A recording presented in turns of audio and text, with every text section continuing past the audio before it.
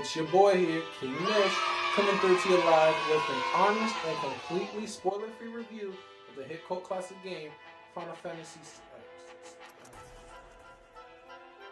VII. So we're going to score this game in 4 major sections, and that's the gameplay, the plot or the story of the game, replay value overall, and then the nostalgic factor. In this game, we're not going to cover graphics because this game came out in 1997. They didn't make graphics in 1997. So without further ado, here's your review.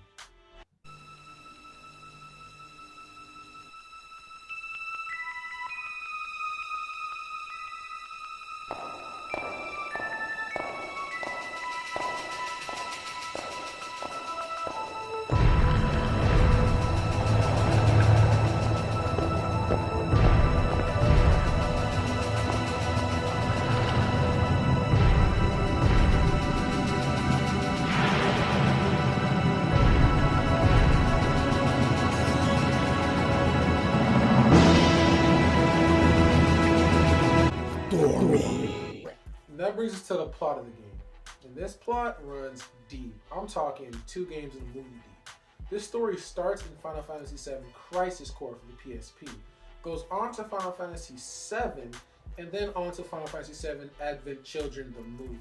But that being said, the plot is thick and runs deep. You think you're just a simple Shinra worker working at this militant electric company. I don't know too many electric companies, but mine doesn't have soldiers. But you start to pull at some threads and some stuff that you find to be kind of fishy and some weird disappearances.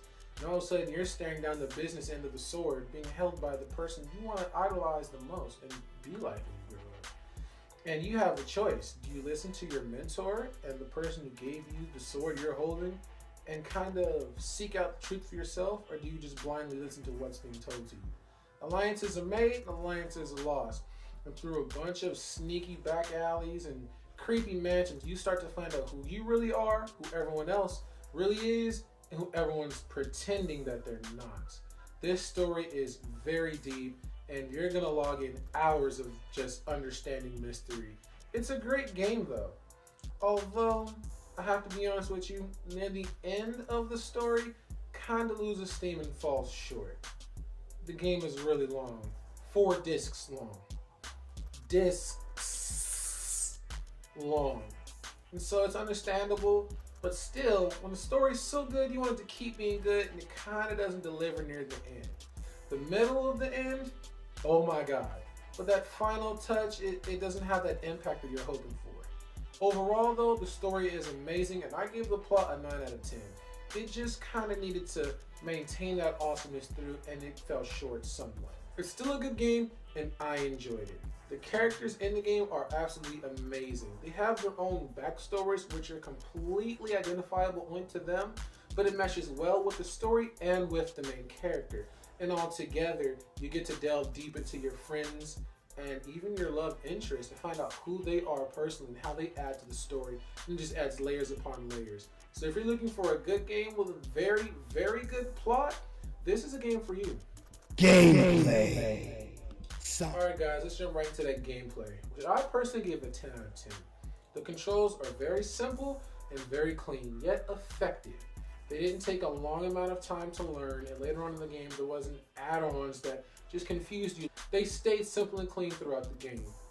This button did this, that button did that, that was it. It wasn't confusing and it wasn't overcomplicated. And when games have a lot of things going on with the control scheme, it's taking away from your experience because you're focusing more on the controller than the actual game.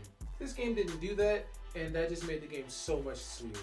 Another portion of the gameplay that I personally enjoyed was exploration factor. If you've played any of the Final Fantasy games up to this, or an RPG in general, you'll understand that this whole game is exploration personified. You cannot progress, you cannot do certain things without exploration. And it's encouraged because there's hidden unlockables, Easter eggs, weapons, items that you may need and want.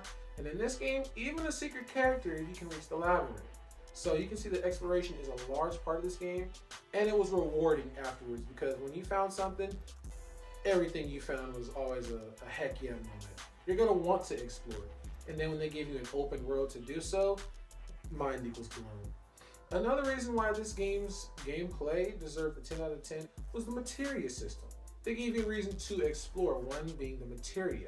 Materia is crystallized matter or life force from the planet that you can use that give you power. You can apply this mysterious materia to your weapons, to your items, equipment, gear. And so exploring and finding this materia added a layer of customization to the game that you didn't really see too much in prior games. And this has been emulated in games to come with Final Fantasies 13's Crysterium, with different other games and their skill trees.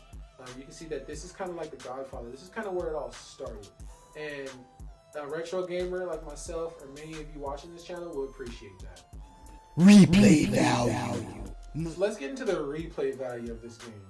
This game is incredibly long. You can easily find yourself logging in between 100 and 300 hours. On top of that, it has this free roam kind of idea to it, to where after you've done everything story-wise, you have the opportunity to then do everything else. You know, find all the secret weapons to unlock, to fight all the secret bosses, to obtain that secret character, and there's another one too. You're doing that and logging in 300 hours, you're not really going to want to pick this game up. You've done it all.